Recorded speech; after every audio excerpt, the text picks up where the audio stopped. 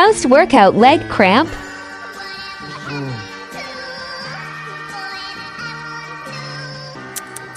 Видяхте ли това?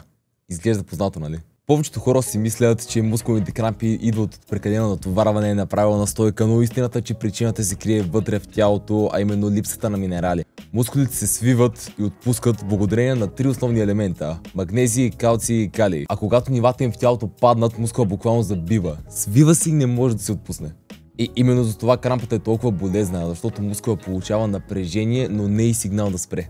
Това е начинът, по който тялото ти казва, че има нужда от минерали. А липсата на тези минерали като калий и магнезий е доста често срещана, особено при хората, които тренират редовно, пият много кафе или не се хранят разнообразно. И точно за това с консумацията на такива минерали може да се предпазите от тези мускулни крампи, като за всякакви добавки може да използвате нашия сайт Cvetita Herbal, където всичко е с доказан произход, а ако ни последвате в TikTok ще получавате още такава полезна информация, както и промокод за 20% отстъпка за сайта ни.